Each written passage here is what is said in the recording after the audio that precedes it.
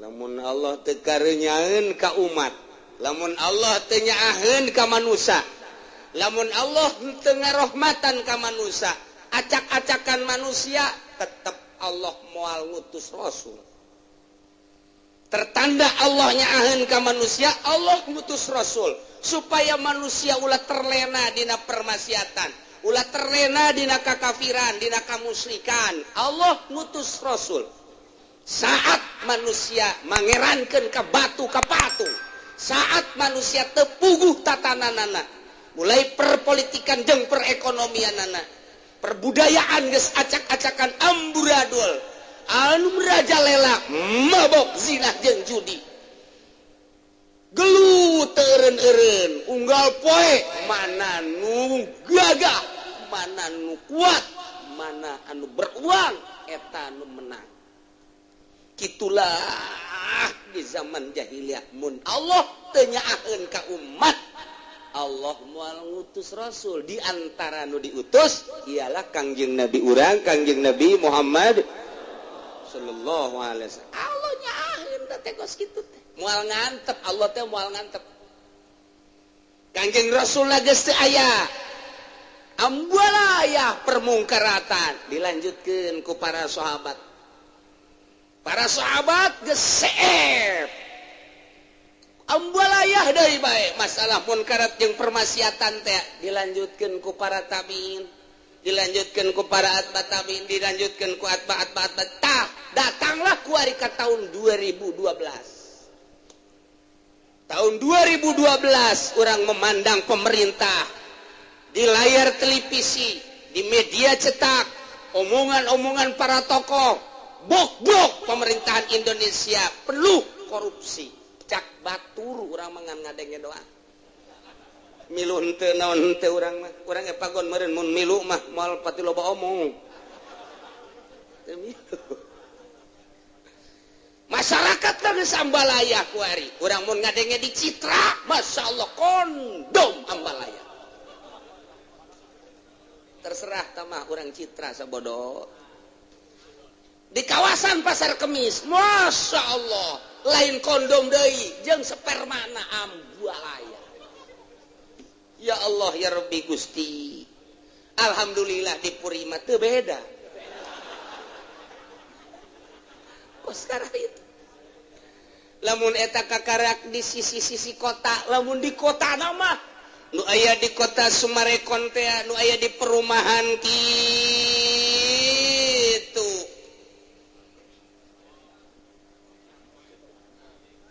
Tuh pan sia nu ngaromong. Sia berarti nu nyaho jasa.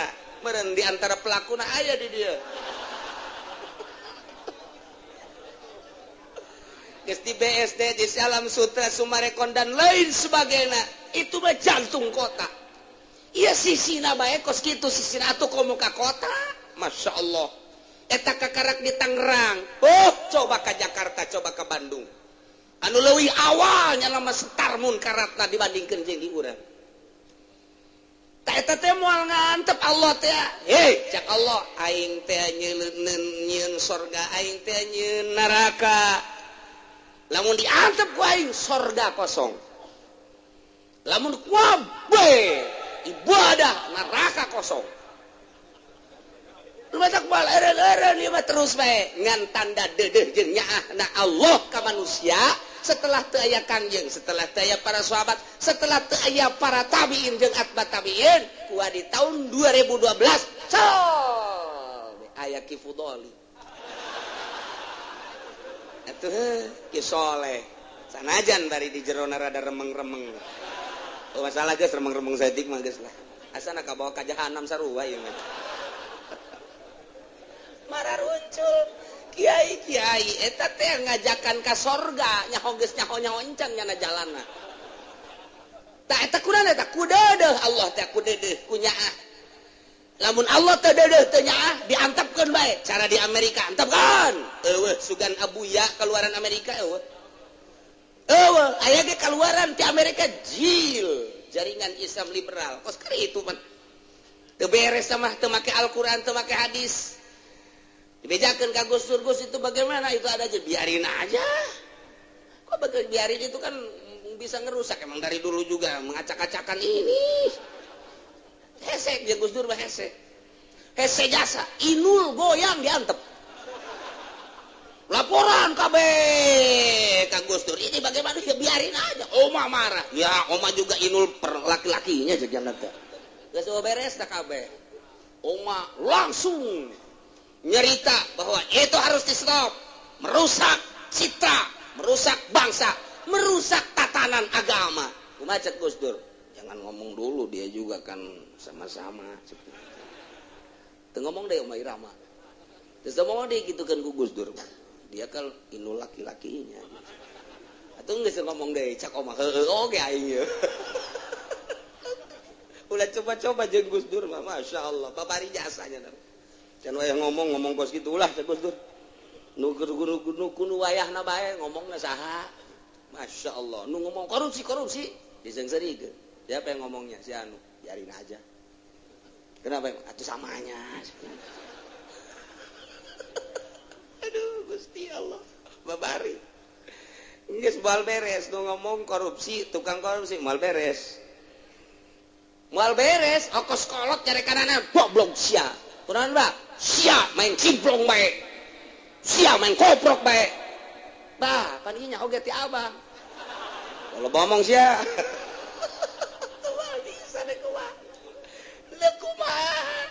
Nyari kananan bapleh bae semen bapleh bae pan abdi ieu bisana ge ti Abah ieu balak genep tan ti Abah ieu ascak Abah asta pan ti Abah ieu kumaha sih geus atuh lalu mama geus Masya Allah ku dedehna Gusti Allah kunyaahna Gusti Allah teu ngantep ka manusia tengantepkeun jelema kena mabok, tengantepkeun kena judi, tengantepkeun kena zina, teu diantep ku Allah. Aya nu ngomong. Sanggeusna diomong ku kiai teh teu teurak keneh bae. Aya bae tetep bae ja polisi ge teu salah kabeh. Teu salah kabeh, buser ge teu salah kabeh, intel teu salah kabeh, polisi teu salah kabeh. Aya bae nu lurus jeung nu jujurna tewak ku polisi. Jebruskeun eta salah satu dakwah. Teu diantep ieu teh teu diantep. Kamari ieu mah terlena ngeunaheun jasa bupati, wali kota dan lain sebagainya. Nu penting mah ieu adalah urang bersama bae teu kanyawan. Korupsi KPK turun. Nyawa bener nyawa henteu sabener mah KPK nage. Nu jelas mah geus rada riweuheun bae. Mulai geus datang wartawan. Diladenan salah teu diladenan salah sogok. Udah jangan banyak ngomong nih balik. Nang 2 poe gantian wartawana datang deui sial sia. Ini saya akan menceritakan tak dibere deui.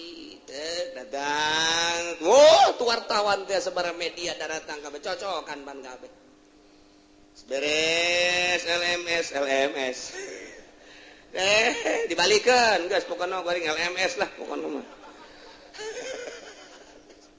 LSM datang ingin berbincang-bincang menanyakan cocokan beres eta kabeh wartawan geus LSM geus beres kabeh kuari hakim datang jalan dapur cocokan deui salila hirup riweuh jeung pusing coba gitu nah ieu moal diantep tetep bae aya bae tah aya bae Allah mere kakuatan ka hiji jelema jang sakadar nyampekeun mah gitulah Gusti Allah moal ngantep kebrutalan jeung kemunkaratan sehingga di Amerika sorangan ge teu diantep ku Gusti Allah.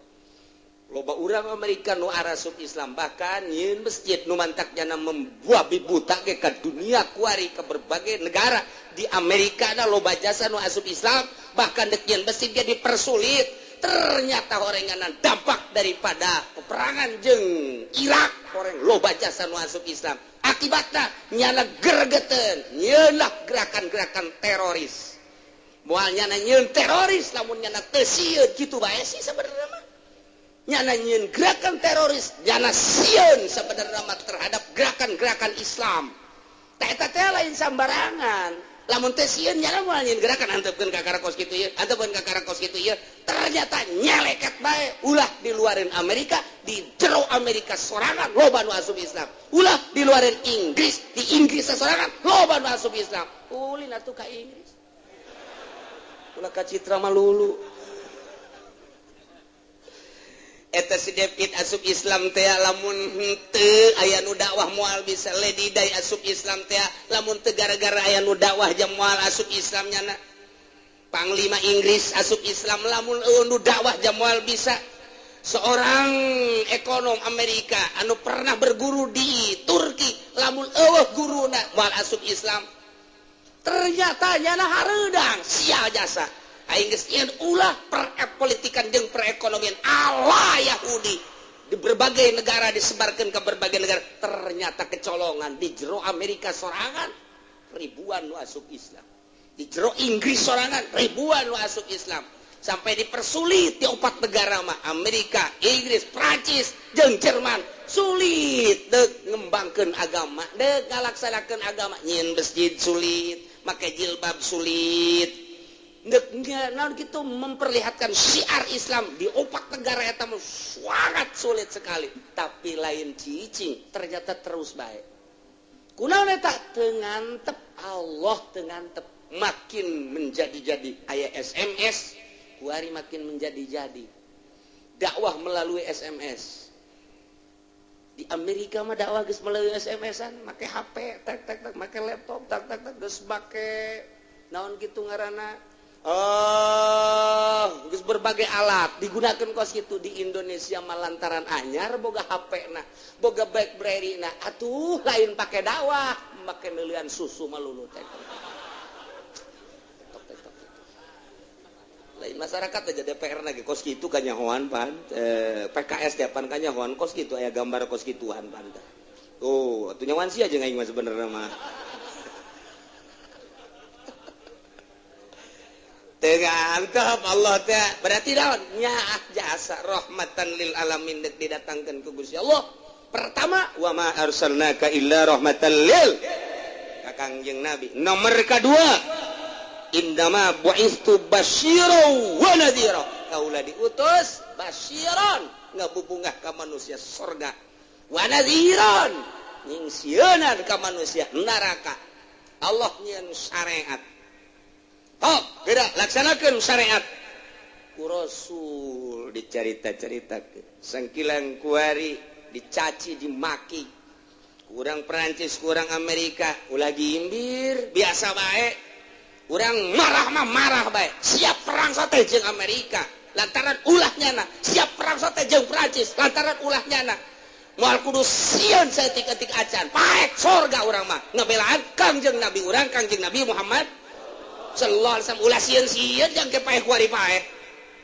je lamun kurang dipikir ieu mah ngabela Kangjeng Nabi ieu mah paek oge syahid ieu mah lantaran sabilillah di lembur urang mah aya nu ngabelaan itil bae. Ya Allah, bandingkeun tah awak urang. Sia ngabelaan nu kitu bae kudu bodar. Atuh aing mah ngabelaan Kangjeng Nabi gelo. Kudu kitu ieu mah kudu kuan masih kunaon masih masih perang bae jeung Amerika cek nanti sararieun jasa. Heuy. Atuh kunaon ngageter-geter aing mah besi pae. Tatangga sia kamari nginum racun gede hutang tah teu sieun pae. Heuh nya atuh bangkitkan semangat juang sia ruhul jihad sia lamun bener-bener jeung Yahudi mun bener-bener jeung kafir ulah sieun pae syahid surga dekir hadeui neangan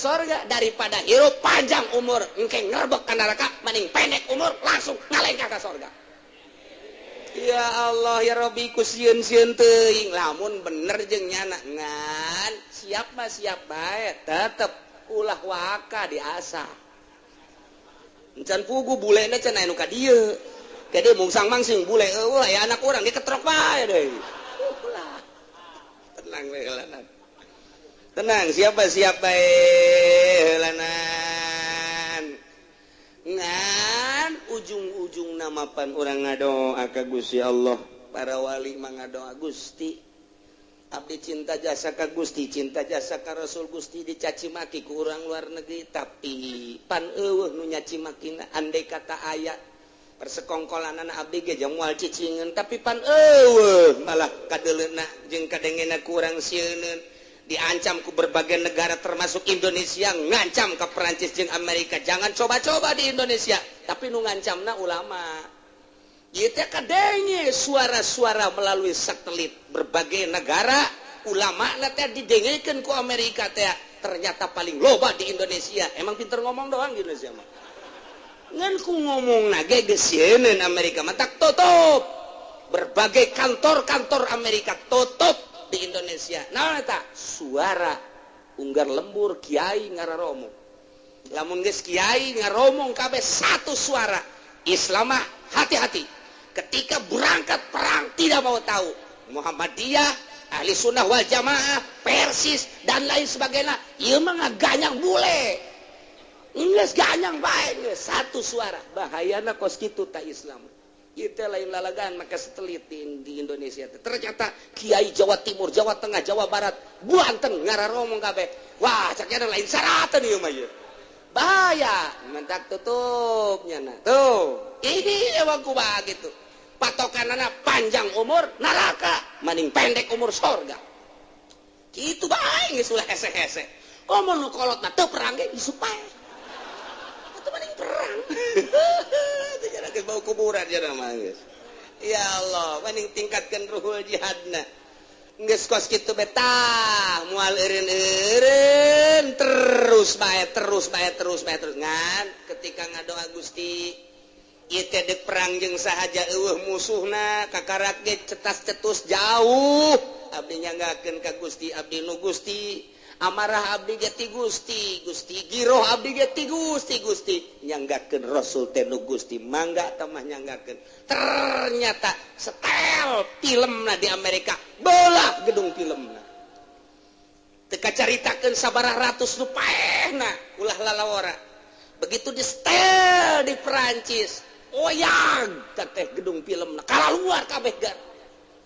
lain lalagaan emang Kangjeng Nabi kumaha ketika seseorang Yahudi naik ka kubah Kangjeng Nabi panempel di kubahna teu bisa diturunkeun teu bisa sanu dinurunkeun orang Arab teu bisa datang ka modar di luhur kubah Kangjeng Nabi nu kamari ieu umroh neuleuh aya dadung gede kula nanyakeun eta dadung urut naon begitu ditanyakan aya orang Yahudi dek ngarusak makom Kangjeng Nabi kubahna heula ternyata nempel kos cak-cak bae gitu kunaon teh diturunkeun ku urang Arab teu bisa urang Arab geus upaya nu mantak aya dadung teh diturunkeun teu bisa urang Arab seakan-akan kos aya setrum bae deuk kadinya teh teu bisa deuk kadinya teu bisa datang ka geheng di luhureun ulah dicoba-coba Kangjeng Nabi geus urang kuari mah marah bae amarah bae deuk perang jeung saja bulena ge eueuh serahkeun ka Gusti Allah Gusti nyanggakeun abdi marah namangan atuh deuk perang jeung saha mangga abdi nu Gusti amarah ti Gusti giroh abdi ti Gusti Kangjeng Nabi ge diutus ku Gusti abdi jauh deuk ngalawan musuhna nyanggakeun ka Gusti ku Gusti langsung kuari keur dituntut bintang filmna keur dituntut sutradarana keur dituntut nu meran-meranana jeung sagalana Irak jeung Iran jeung Libya kalau itu tidak diangguskan kami tidak akan berhenti terus akan mengejar-ngejar bintang film tersebut urang tinggal ngadoakeun bae geus alhamdulillah nu matak urang Timur Tengah mah lain lalagaan matak dimusuhan ge ku Amerika tah boga kekuatan pikiranana boga daya ruhul jihadna geus teu katahan nya mah paeh piru-piru kos kitu tah sebenarnya di Indonesia ge moal eleh ngan jauh doang nyana mah jihad geus kadeuleu ku urang-urang mah perebut 5 ge modal berarti luhuran urang sebenarnya mah encan perang geus daek paeh urang mah ye ulah sembarangan Indonesia ai mah ngagedean hati sia bae budak aduh Nailah cek Gusti Allah kul bejakeun ku anjeun Muhammad lahum ka para ahli Mekah nu ngabohongkeun ka ayat-ayat kaula nu bakal disiksa ku kalau bejakeun heula Muhammad ta eta teh lamun Allah nyaritakeun titah ngabejakeun ka Kangjeng Nabi Muhammad Kangjeng Nabi titah ngabejakeun ka umatna ahli Mekah teh sambarangan teh bahasa bahasa Kangjeng Nabi anu kudu dicaritakeun ka ahli Mekah teh kudu make bahasa anu sesuai jeung karakter ahli Mekah hiji. Nomor kedua lain sakadar bahasa tapi bahasa anu penuh ke hikmah. Lain sakadar bahasa-bahasa dilontarkeun ka ahli Mekah lantaran ahli Mekah teh ieu adalah pujangga-pujangga ahli Mekah teh ahli syair. Boh, ahli Mekah teh akademi anu luar biasa istimewa bahasana geus Kangjeng Nabi titah nyarita ka ahli Mekah make caritaan anu bisa katarima ku ahli Mekah. Mantak dek gaduh naon jeung Kangjeng Nabi ketika istimewa bahasa ahli Mekah Kangjeng Nabi nyarita leuwih istimewa tibatan ahli Mekah. Lamun ahli Mekah nyarita penuh ku majas Kangjeng Nabi leuwih ti majas berikut kinayah-kinayahna istimewa jasa Kangjeng Nabi wah bilagahna luar biasa di samping eta orang Mekah mangan sakadar boga kabilagahan doang tapi Kangjeng Nabi mah ditambah ku hikmah anu sulit diterka ku urang bahasana sebab Kangjeng Nabi mah bahasana lain bahasa biasa menang langsung ti Gusti Allah Subhanahu wa taala. Muhammad sampaikeun la aqulu lakum indi khazainullah wala a'lamul ghaib wala aqulu lakum inni malak. Bejakeun Muhammad gitu. In attabi'u illa ma yuha ilayya. Bejakeun disampaikan ku Kangjeng wahai ahli-ahli Mekah la aqulu lakum indi khazainullah emang kumaha kitu kok bisa aya bahasa eta kieu begitu Kangjeng Nabi dakwah wa ya ahla Mekah wa ya qaumi cik Kangjeng Nabi hai ahli Mekah wahai kaum kaula wahai hamba-hamba Allah. Perhatikan baik-baik cek Kangjeng. Lamun ditanya kamari teh ieu mata nang nyeun saha pasti jawabna nang Allah. Mun ditanya ceuli nang saha pasti jawabna nang Allah. Nyaho bahwa eta nang Allah andai kata dikurangan dedeleuan dicabut dedengean saha nu bisa ngembalikeun dedeleuan jeung bisa ngembalikeun dedengan moal aya. Tumplekeun pesihir, tumplekeun bangsa tabib, tumplekeun bangsa dokter kita ngembalikan moal bisa kecuali nu nyeuna. Saha nu nyeuna? Allah. Ku ayeuna sakitu wae dulur-dulur cek Kangjeng Nabi urang ulah salah mangeran, ulah ka Lata, Manat jeung Uzza, ulah ka patung-patung jeung ka batu-batu, ulah ka manusa-manusa. Hiji nu kudu disembah mah Allah. Alladzi khalaqas samawati wal eta dakwah Kangjeng Nabi kos kitu. Cak ahli Mekah tamat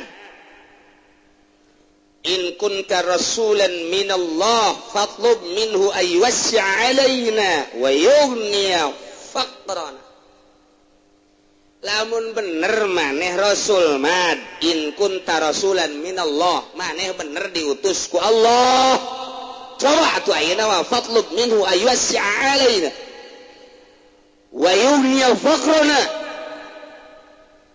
coba aywasya aisana ye kami dagang tuh belah ditu tani tuh urang ditu bapa lalaki mun nya maneh rasul Gusti Allah cak sia man coba atuh nu dagang kena mararaju nu tani kena salaluhur nu pakir kena sararugi tah mun kos kararitu ka kaayaanana kami daek percaya ka sia bahwa sia Rasul Allah.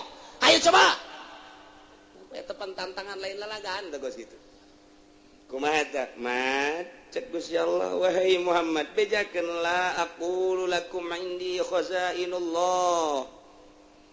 Kaula teu ngomong ka anjeun bahwa di kula aya gudang-gudang Allah. Anu bisa dicokotan jang umat lain tama urusan-urusan Allah kitu bejakeun in attabi'u illa ma yuha ilai bejakeun teu aya deui kaula mah hanya nuturkeun naon nu diwahyukeun ku Gusti Allah bejakeun kitu urusan eta mah urusan Gusti Allah kitu lain urusan anjeun teu bisa atuh langsung nyugihkeun jelema susah teu bisa kitu bejakeun nu dagang haju mararaju teu bisa kitu nu tararanya adu salah lumur araruntung eta mah urusan pangeran anjeun mah illa in attabi'u illa ma yuha ilayya ulama gitu nuturkeun naon nu diwahyukeun bae nyampaikeun bahwa kula Rasulullah bahwa Allah pangeran anjeun kudu iman ka Allah jeung ka Rasulullah kitu bae kitu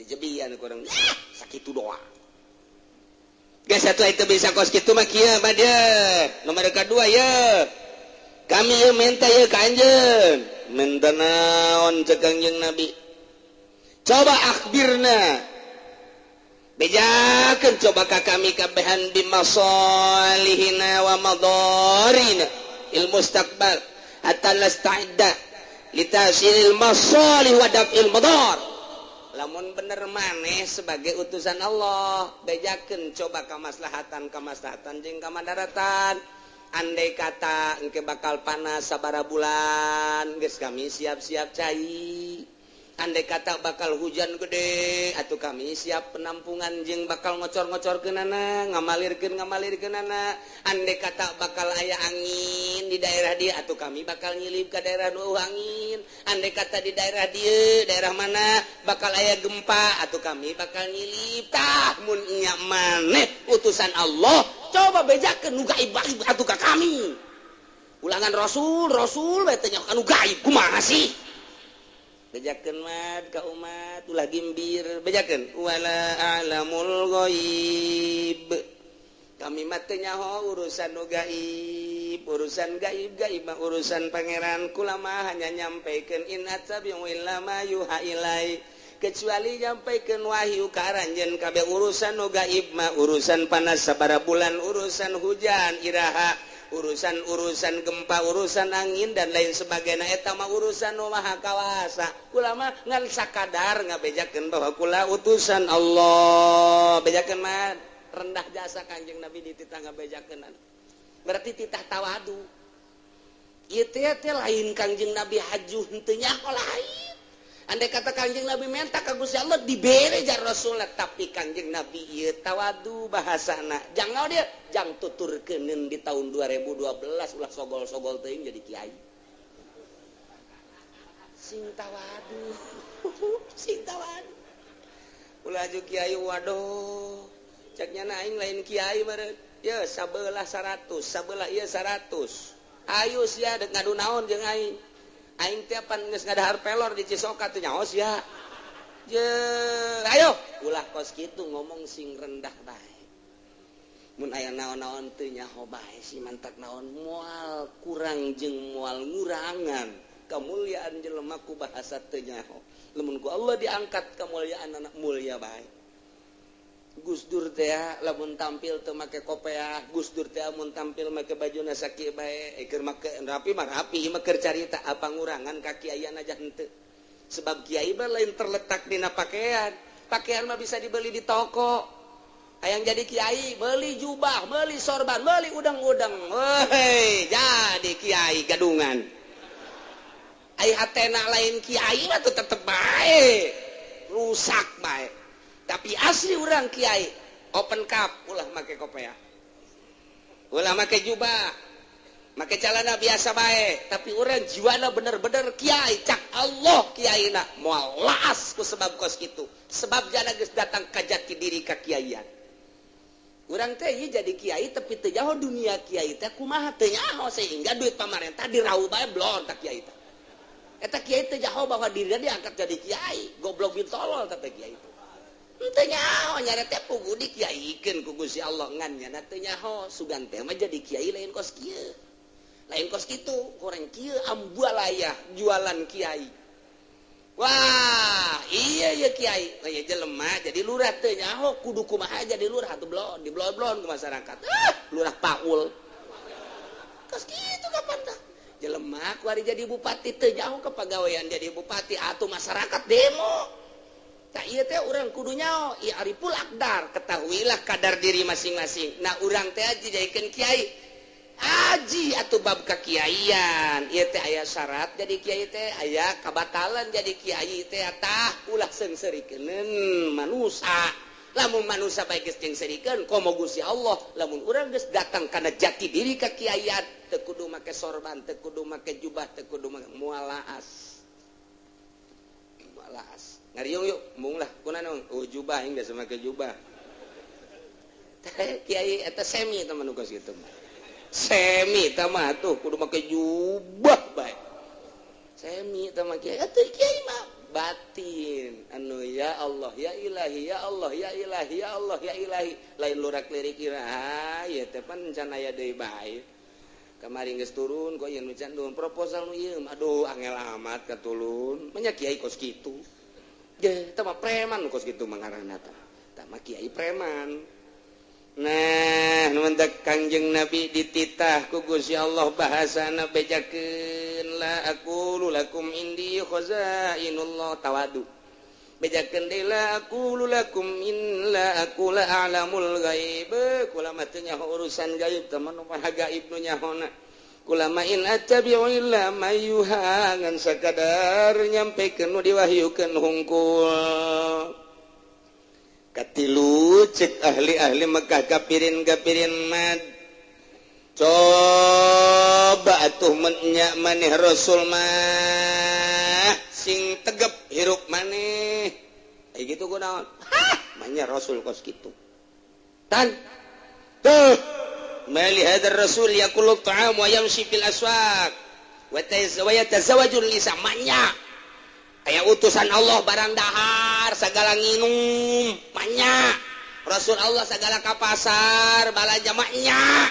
Rasul Allah sagala kawin teu percaya ieu mah teu percaya ieu mah manya Rasul kos kitu dahar sarua jeung kami nginum sarua jeung kami ka pasar sagala aju kawin malah lobaan maneh manya Rasul kos kitu jawab Muhammad sing DPDP cek Gusti Allah wala aqulu lakum inni malak wa ya Mekah atuh kaulama nu mantak dahar nginum jeung kawin ge jak kaulama lain malaikat tan kaulama basarun manusia biasa ngan sanajan loba bedana tetep kaulama manusia anda manusia tu biasa waya dahar waya nginum waya sare waya kawin jima tu jima bedakeun kurang lain malaikat geus tawadu jasa Kangjeng Nabi naon pertanyaan kafir teh dijawab dengan rendah hati ku Kangjeng Nabi hiji bejakeun la aqulu lakum inni khazainullah mun maneh hayang salalubur mun maneh hayang araruntung mun maneh hayang sararugi eta mah urusanana lain kula lantaran kula mah teu boga gudang rezeki da nu boga gudang mah Gusti Allah kula mah hanya nyampaikeun naon nu diwahyukeun ku kula. Nomor kedua na coba lamun anjeun Muhammad memang benar-benar Rasul mah atuh bejakeun andai kata aya ka madaratan jeung aya ka maslahatan abeh kami ngeunaheun mun geus dibejakeun mah bakal aya angin di dieu kami nyilip bakal aya gempa di dieu kami nyilip bakal aya naon bae panas kami atuh geus siap-siap cek Kangjeng Nabi wala alamul ghaib kaula mah teh nyaho urusan gaib nu nyaho kana urusan gaib manu maha gaib kaula mah in attabi'u illa mayuha ilayya kaula mah ngan sakadar nyampekeun naon nu diwahyukeun ka kaula Muhammad mun ge manu mun nya ge maneh Rasul atuh ulah dahar ulah nginum ulah lelempangan ka pasar jeung ulah kawin bejakeun Muhammad jawab ku anjeun wala aqulu lakum inni malak ya kaula mah teu ngabejakeun ka anjeun malaikat kula mah Muhammad bin Abdullah bin Abdul Muthalib lahir di Mekah manusia biasa atuh lantaran manusia biasa atuh kula moal aya dahar-dahar waya nginum-nginum waya sare-sare waya jima-jima kaula jeung pamajikan lantaran lain malaikat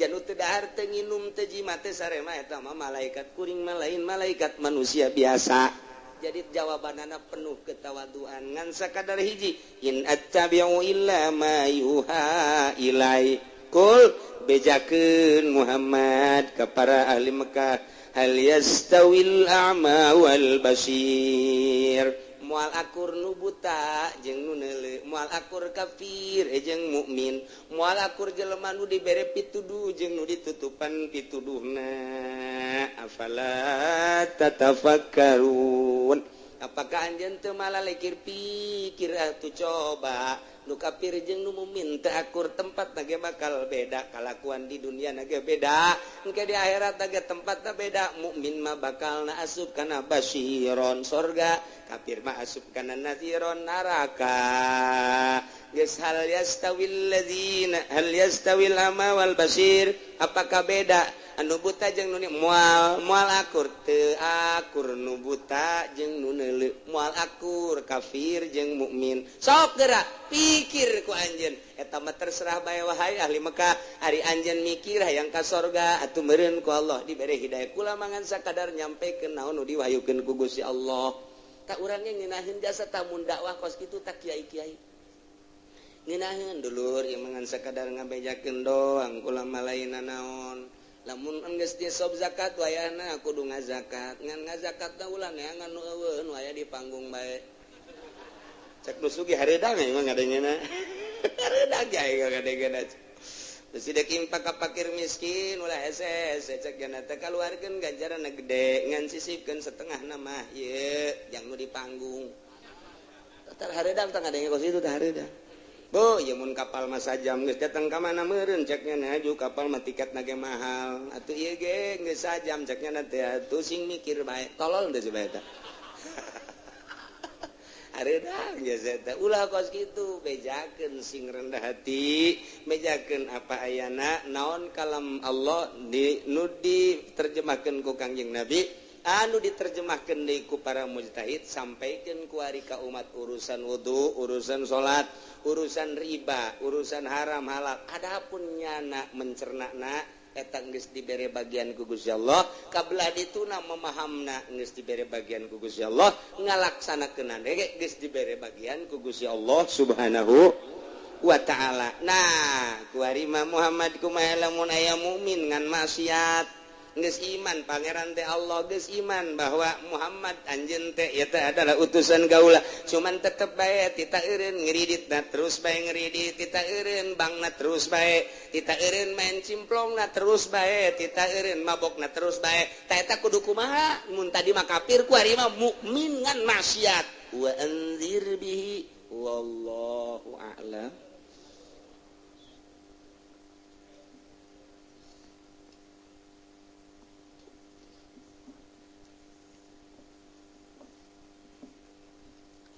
A'udzu billahi minasyaitonir rajim. Bismillahirrahmanirrahim. Warwal Imam Ahmad bin Hanbal lan ngariwayatkeun sapa Imam Ahmad bin Hanbal an Ibnu Abbasin saking Ibnu Abbas radhiyallahu anhu mamuganilar bendu sapa Allah anhuma saking karana Ibnu lan Abbas qala ale ngucap ya Ibnu Abbas raaitu Rasulullah ningali ingsun ingkang jeung Rasulullah sallallahu alaihi wasallam ispan nahar ing dalem pertengahan awan asatur kang kusut akbaratur kang koromot wa mahum qarurah lan ikut tetep semerta de Kangjeng Rasulullah utawi botol fiha kang ikut tetep ing dalam qarurah damun utai getih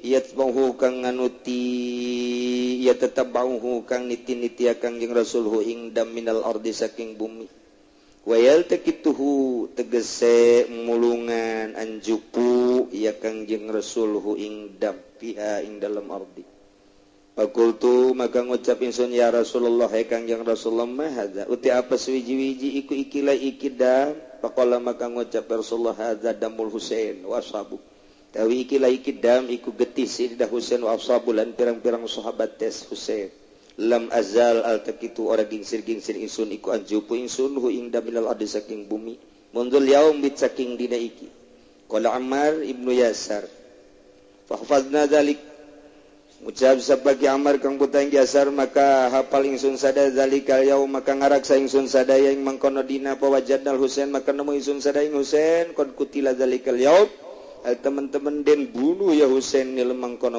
dina ing dalem mangkono dina barang lamun nyaritakeun masalah Sayyidina Husain peperangan jeung Yazid anu diawali ku peperangan Sayyidina Ali jeung Muawiyah. Sayyidina Ali gaduh putra Sayyidina Husain, lamun Sayyidina Muawiyah sahabat Kangjeng Nabi gaduh putra Yazid. Ketika Muawiyah menjabat sebagai gubernur di Madinah, maka gejolak manusia luar biasa. Menurut Sayyidina Ali, ieu Muawiyah teu beres, teu akur jeung aturan Kangjeng Rasul. Maka Muawiyah, Sayyidina Ali langsung hijrah, meneruskan ke gubernuranana ialah di Irak. Ketika ganjang caritana Muawiyah, Sayyidina Ali maot, terus dijabat gubernur ku Muawiyah. Dendam, mun cara dendam mah Sayyidina Husain lain dendam nanaon, aturan-aturan Islam na geus coplok. Itu nu mantak sulit jaritakeun peperangan di zaman harita lantaran ieu teh sababaraha masalah nu mantak kiai carang ngabejakeun peperangan ieu. Naon sababna? Lantaran Sayyidina Muawiyah eta kapan sahabat, tapi kunaon eta sahabat ge geus teu akur jeung aturan Kangjeng Nabi. Nah, iyalah atuh terus bae kabatilan mah terus bae lantaran naon tan nu mantak kos kitu. Allah hendak ningalikeun jeung nembongkeun Sayyidina Husain kaistimewaanna sebagai putra daripada Sayyidina Ali, cucu Kangjeng Nabi. Kibaran bendera Sayyidina Husain adalah berarti kibaran bendera Kangjeng Nabi.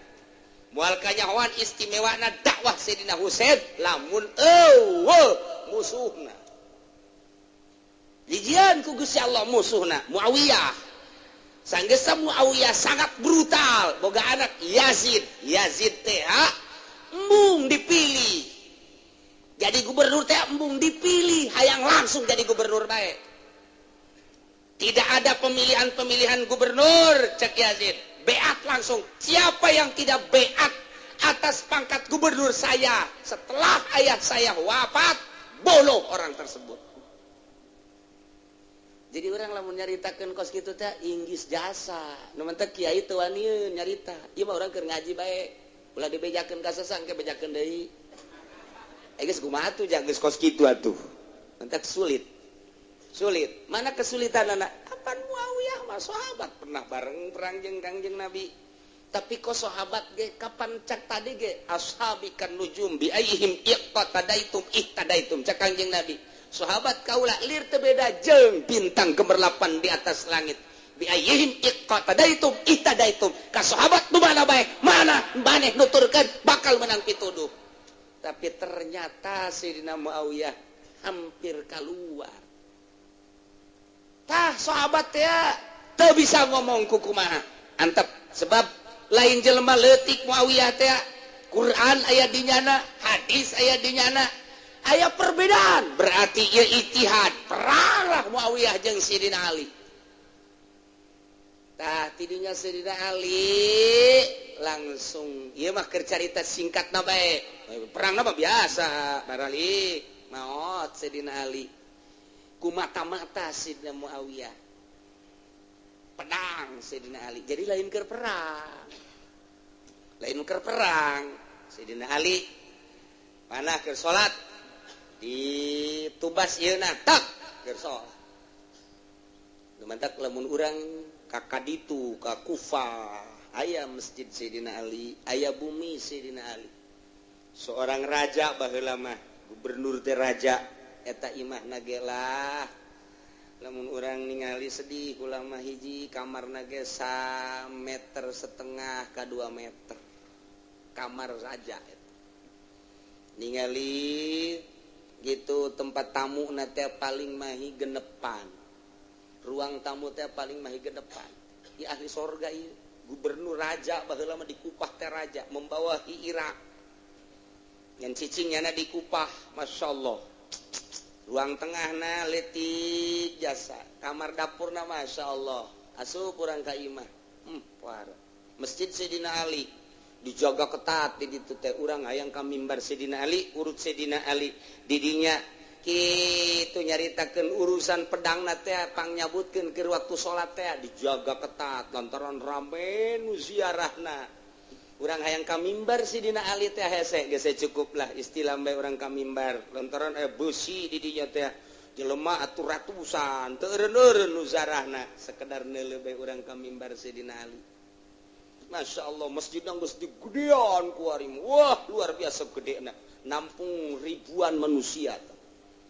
Di mimbar Sayyidina Ali belah dieuna aya urut Kangjeng Nabi Ibrahim turun. Kangjeng Nabi Ibrahim salat kitu tah. Pas lurus mimbar lempeng tadi dinya teh aya patilasan Kangjeng Nabi Ibrahim salat, urang salat ke dinya. Belah dituna, belah ditu aya urut gagantung. Aya urut ngisos Sayyidina Ali di ditu. Tah etalah carita masjid Sayyidina Ali. Kan Sayyidina Ali teh seorang gubernur. Tapi sakitu kaayana di bawah sederhana. Tapi diabadikan bangunanana datang ka kuari. Lantaran Imam Ali dianggap imam Syiah ku para penganut-penganut Syiah. Kuburanana Masya Allah ribuan manusia hese nyaritakeunana. Unggal poe jubel di kuburan Sayyidina Ali. Eueuh nu wanian tangga ka kuburan Sayyidina kabeh tungkul. Tilawangna keneh geus kieu bae ka Imam Ali mah tungkul. Terus kikiran hormat jasa lewat ka karak bisa tanggah deui. Wah, pohara jasa kuburan Sayyidina Ali mah. Ngan urang neuleuna lalikat we lantaran careurik diletakan kuburan teh aku Syiah. Ieu keur carita Sayyidina Ali. Kemudian Sayyidina Husain melanjutkan kosdu dendam kapan? Yazid putra daripada Muawiyah embung dipilih hayang langsung beat bae. Harus diaku bahwa saya ini adalah keturunan Muawiyah, putra daripada Muawiyah, langsung angkat jadi gubernur. Siapa orang yang tidak mau beat, pegal leherna. Bejakeun masyarakat batu kabeh sapira masyarakat kabeh beat ka Yazid. Kemudian atuh Sayyidina Husain di Madinah teh bingung lain masalah embung beat ku Yazid nah tapi ieu aturan-aturan Al-Qur'an geus dipikamanakeun ieu. Hiji nu sangat menonjol ieu usur dilaksanakeun. Pajak dilaksanakeun. Sayyidina Husain menentang tentang perpajakan. Oh, tidak Quran cek Sayyidina Husain. Saya ini adalah cucu daripada Kangjeng Rasul. Kalau membiarkan kebatilan, berarti saya ridho terhadap batil. Anti kulama beat terhadap Sayyidina Husain, lantaran aturan Al-Quran anu teu dipake ku Yazid. Dibujuk ku Marwah. Tetap tidak bisa. Sedangkan keputusanana, andai kata orang yang tidak mau beat terhadap Yazid, penggal batang leherna. Sayyidina Husain ieu daripada engke dipenggal maka dinasehatilah. Cobalah berangkat di Madinah ieu ulah aya di Madinah. Coba ka mana? Akhirna manehanana munajat ka Gusti Allah, berangkatlah ka Mekah menghindar ti Yazid. Datang ke Mekah terus aya deui titah datang ka seorang anu deukeut ka Kangjeng Nabi. Mentalah nasihat engke di Mekah lantaran bakal dikejar terus anjeun maku Yazid. Sebab naon nu matak dikejar dianggap anjeun teh dendam kesumat terhadap bapana. Sebab Husain adalah putra daripada Ali. Ali adalah peperangan jeung Muawiyah. Muawiyah boga anak adalah Yazid, dianggap dendam soal tahta. Padahal eueuh saeutik-eutik acan Sayyidina Husain mah Quran deuk dikamanakeun ku sia. Kos gitulah keberadaan perang teh. Nah, ieu mah keur carita heula keur carita awal lah saeutik bae kae kukula bakal disimpulkeun peperanganana. Asal panjang umur bae nu karolot teh. Ieu mah lantaran saeutik-saeutik pan dina kitab ieu mah hadisna trek kae disimpulkeun ti awal berangkat peperangan Karbala teh kunaon eta. Nah, ieu mah keur carita nyaritakeun Kangjeng Nabi mantak saeutik-saeutik. Di masa Kangjeng Nabi nu diriwayatkeun ku Ibnu Abbas radhiyallahu anhu magol kuring cek Ibnu Abbas pernah ningali Kangjeng Rasulullah tengah poe ereng-erengan dalam kaayaan kusut pisan rambutna rada koromod kadeuleuna beungeutna lain koromod kunaon berarti aya satu pemikiran. Kadeuleu kusut beungeutna teh sebab aya pemikiran. Ta eta teh katingali tingkah Kangjeng Nabi kitu luar biasa kaget sim kuring teh neuleuh Kangjeng bari Kangjeng teh ma'ahu qaruruh mawa botol.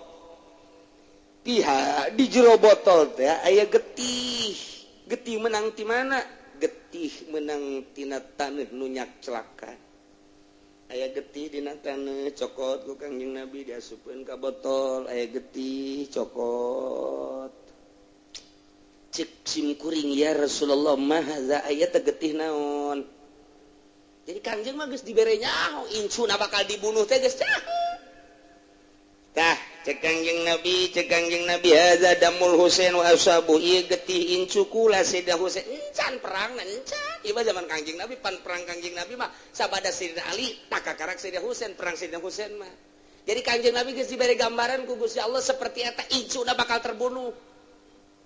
Nah, cek Kangjeng Nabi teh hadza damul Husain wa ashabu ieu getih incu kula nu ngaran Husain jeung para sahabatna simkuring eren terus bae mulungan ieu getih lantaran ieu getih incu kula nu mantak cek Amar kaula terus bae menjaga dina poe eta teh aya nyaho coba ieu kaayaan Kangjeng Rasul geus maot kemudian Sayyidina Ali geus maot terjadilah perang Sayyidina Husain ternyata bener terbunuh bukti jasa Kangjeng Nabi baheula masyaallah luar biasa geus dibere Kangjeng Nabi nu mantak Sayyidina Husain emang kageteun kitu perang atuh henteu lantaran pidauh aki na Kangjeng Nabi geus aya di otak kabeh ketika Sayyidina Husain berangkat menuju Mekah wasiatkan Sayyidina Husain kula bakal ke Mekah di Mekah bakal ka Irak memperjuangkan Al-Quranul Karim melanjutkan laku lampah aki kula melanjutkan bapak kula Ali cek Sayyidina Husain lantaran ia gubernur teh moal beres kajian kumaha mun teh di perangan ngan kula bakal dibunuh pembunuhna geus dibejakeun ngaranna peperanganna geus dibejakeun daerahna geus dibejakeun bakal terbunuh kula di Karbala hulu kula bakal na hiji bakal dibawa ke Mesir awak kula bakal na aya di Karbala eta nya geus dibejaan ku Kangjeng Nabi matak teh ginggir saeutik-acan geus dibere dideuleukeun Lauhil Mahfuz matak teh aneh urang ku ari anu aneh mah beuk Sayyidina Husain make peperangan segala rupa endahan kitu nyana nu perang nah teu aya naon coba eta Masya Allah geus dibeja wasiatnya nah kayak kukula bakal dicaritakeun wasiat-wasiatna ke timimiti bab hese perang Sayyidina Husain mah hese jasa perang Karbala disebutna nah ieulah ala kadar caritaan Kangjeng Nabi mah jadi gecrok bae ieu hadis Kangjeng Nabi ieu nyaritakeun dia jadi henteu ti awal datang ka akhir teh pan urang mah hayangna kos film ya kita kos besi buta dari dua hantu doh atau si pitung anak Betawi woi hayang kos kitu urang mah tah engke tenang we heulanan tenang geus aya kabeh wasiat-wasiat Sayyidina Husain ngan hese jasa kitabna hese engke dicokot tina kitab Bukhari seetik ke dicokot deui kita Tajul Jami seetik tahun-tahun aya di dinya kitab-kitab hadis we ke ditingali deui dina Sunan Abu Daud seetik ke dirampilkeun kabeh sebab eueuh peperangan Sayyidina Husain nu wanieun ulama sedih jasa Muawiyah sahabat Sayyidina Ali sahabat Masya Allah malah di samping sahabat pan mantu Yazid putra daripada sahabat Sayyidina Husain putra daripada Sayyidina lah geus ulah sok dicaritakeun perang eta mah kiai teh hampir kana ditu bae geus ulah sok dicaritakeun perang eta hese aing teh bisa nanti katu kiai datil caritakeun urangna atuh kuari teu ngaji atuh teu nyaho carita anana ieu mah sakadarnya hobae lah insyaallah ke kukula didongengkeun sakadarnya hobae sebab ieu lamun teu nyaho hazanah Islam tentang peperangan Karbala atuh ke urang makin ka ditu makin teu nyaho makin ka ditu makin teu nyaho nah ieu mah dicaritakeun sote lain deuk mendiskreditkan teu meunang memojokkan Sayyidina Muawiyah teu meunang memojokkan Yazid teu meunang ngunggulkeun Sayyidina Husain akibatna memojokkan Yazid dan Muawiyah jadilah kaditu nyana teh kelompok anu etis teu bagus pesimis lamun terlalu ngagungkeun Sayyidina Ali jeung Sayyidina Husain jadilah Syiah anti sahabat lain tak bakal kanyawan kurang oh Syiah aya ucapan Sayyidina Husain kaula geus nyaho bakal kula terbunuh wasiatihi wasiati cak nyana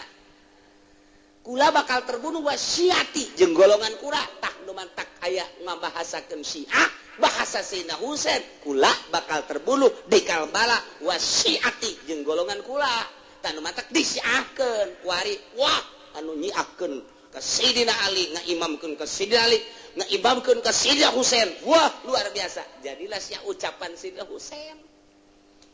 Nah gitulah ala kadar cerita peperangan sekelumit ieu mah nyaritakeun Kangjeng Nabi di zaman Kangjeng Nabi Kangjeng geus bere gambaran ka Ibnu Abbas mantak cek Ibnu Abbas ditenggerkeun ku kula coba begitu tak datang ke pembunuhan Sayyidina Husain cek Sayyidina Abbas Masya Allah sadaqar Rasul maha benar Kangjeng Rasul teu saeutik gesiknya limpang baheula kula tah kos kitu jeung Kangjeng Rasul ternyata bener terbunuh atuh boro-boro Sayyidina Abbas. Sayyidina Husain age wasiat ketika dek berangkat ke Mekah ketika di Mekah dek berangkat ke Irak nya nanggeus kabejakeun kaula bakal berangkat ke Irak di ditu bakal perang kula bakal terbunuh nu ngabunuh na ngaranna anu hulu kula bakal napegat bakal dicaritakeun ku Sayyidina Husain teh nah kula bakal terbunuh wasiati jeung Syiah kaula Syiah teh maksudna mah golongan ahli kula.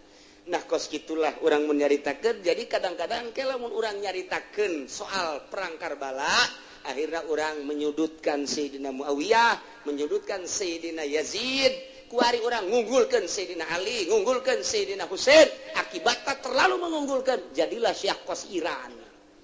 Urang mah biasa-biasa bae mantap kiai ka kuburan anage ka kuburan Sayyidina Ali kuburan Sayyidina kiri teu kari teu bae di samping ngeuweuhkeun ka kuburan Sayyidina Ali geus karari bae geus mun bisa mah ulah ka Kupah ulah ka Iran ulah kiai di mana bae ngaulahkeun ziarah ka Iran ulah nah dia lantaran urang Iran geus kanyahoan luar biasa ka Sayyidina Husain jeung Sayyidina Ali akibatna anti Sayyidina Abu Bakar anti Sayyidina Umar anti Sayyidina Ali anti Sayyidina kitu Sayyidina Utsman hiji doang Sayyidina Ali mantak hampir kabeh kiai di dunia ye Mesirna Irakna Indonesia nu kadenge ku ceulik kula hampir ngaulahkeun geus ulah sok jarah ka Iran padahal mah pan silsilah thariqah pan ka ditu Kangjeng Nabi Sayyidina Ali Sayyidina Husain keboga anak ka Sayyidina Husain Imam Zainul Abidin eta pan milu perang jeung Sayyidina Husain Imam Zainul Abidin Ja'far Shadiq milu perang lain lalagaan mantak ahli silsilah thariqah mah bakal nyaho sebabna eta peperangan teh motifna kitu-kitu eta teh kapan silsilah thariqah.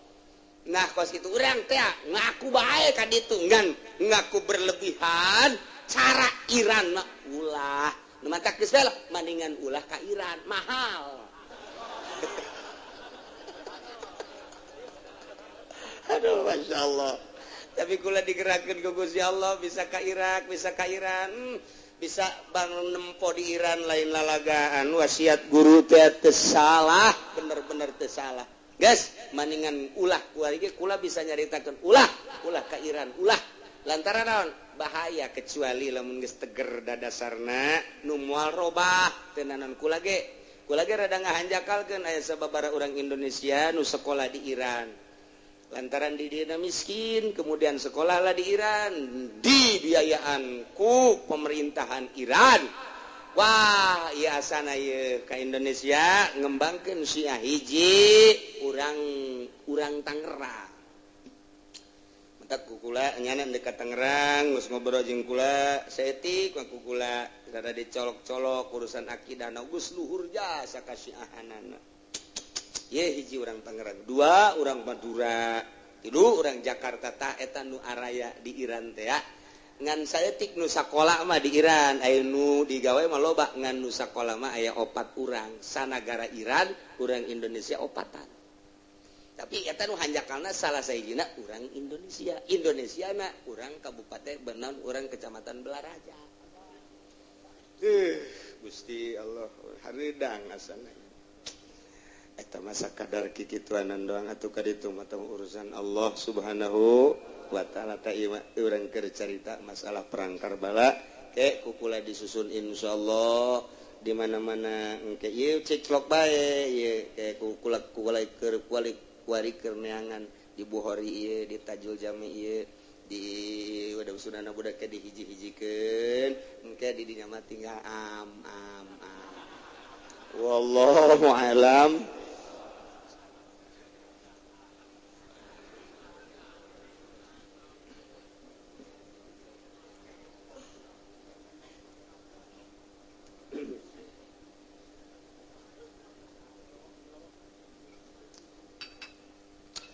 Allahumma shalli wa sallim ala sayyidina Muhammadin fil awwalin wal akhirin wa barik wa sallim wa radiyallahu ta'ala an sadatina ashabi sayyidina rasulillahi ajma'in amin ya Allah ya rabbal alamin. Allahumma hdina siratal mustaqim, Allahumma hdina siratal mustaqim, Allahumma hdina siratal mustaqim, siratal ladzina an'amta 'alaihim minan nabiyyin wasiddiqina wasuhada'i wassalihin wa hasuna ulaika rafiqa dzalikal fadlu minallahi wa kafa billahi alima wa shalli wa sallim ala jami'il anbiya'i wal mursalin walhamdulillah. Bismillahirrahmanirrahim. Qul la aqulu lakum 'indi khazainullahi wa la a'lamul ghaib wa la aqulu lakum inni malak in attabi'u illa ma yuha ilai. Qul hal yastawil a'ma wal basiru afala tatafakkarun. Wallahu a'lamu bimuradikul mujassira Muhammad lahum gadwe alladzina kadzabu ahli Makkah. La aqulu ngucap-ngucaping lapad la aqulu orang ngucaping sun lakum gadwe siraka beng lapad indi khazainullah ikut teteping dalam sanding isun utai pirang-pirang gudang Allah allati minha yarzuqu kang minha saking khazain ngarizkian ya Allah wala a'lamu lan ora weruh ingsun al gaiba ingkang gaib magobani tegese barang kang gaib yang masaking isun walam yuha ilayya lan ale ora den wahyuaken apa ilayya maring isun wala aqulu lan ora ngucap ingsun lakum kadue sira kabeh ini malak ing satune ingsun ing lapad ini malak ing satune ingsun iku malaikat minal malaikati kang tetep saking pirang-pirang malaikat. In orana nama tegese orana na atabi'u anut ingsun ila mayuha ilaya angin barang kang den wayu kenapa ilaya maring ingsun. Ul ngucap sira Muhammad al yastawil amma wal basiran natapada sapong kang buta al kafiru tegese kang kafir wal basiru lan kang ningali al mukminu tegese kang mukmin la ora. Afala tatafakkarun anata maka orana mikir sira kabeh bidzalika ing dalem mangkono-mangkono adamul istiwa fatu'minuna maka ngimankeun sira kabeh wa anzir bihil ladzina yakhafuna an yuhsharu ila rabbihim laisa lahum min dunihi waliyyu wala syafi' la'allahum yattaqun. Allahu alam bimuradi wa anzir lan memadani sirah Muhammad khawif tegese memadani sirah Muhammad bihi kalawan Al-Qur'an bil Qur'an tegese kalawan Al-Qur'an alladzina yakhafuna ingungake kang pada wardia ladzina kabeh yanta dan giringkeun ya ladzina kabeh ila rabbi maring pangeran alladzina laisa lahum ale oran an ikut tetep kadue alladzina min dunia saking salian Allah ge itu salian Allah salian Rabb dunia saking salian Rabb atau Allah tegese geri tegese salian Rabb waliun apa kang arepe ayan suruhum kang nulungi ya waliyum min alladzina Syafiun lan orangna sebagang nulungi sebagang nyapatan kang nulungi asyau kang nulungi asyafi lahum kadua alladzina wa jumlatun nabi alun lan uti jumlah nabi kuda dial min dhamiri yusaru eking dhamir lapad yusaru wa iya mahalul khawfi lan utawi wa hiya lan utawi wa iya mahalul khawfi Utawi jumlatun nabi kumalul khawfi panggonan wadi wal muradu bihim al mu'minuna utai kanan karabakan bihim kalawan alladzina yakhafuna al mu'minuna al hasuna ikong kang mu'min kabeh kang maksiat kabeh la'allahum yattaqun mana wa ya alladzina ikwardiya alladzina Allah ing Allah biiklahim amahum fi kalawan ngabedol ya alladzina saking barang kang uti alladzina ikut teteping dalam mawa amalu taatilan amal taat lan ngamal ing zakir taat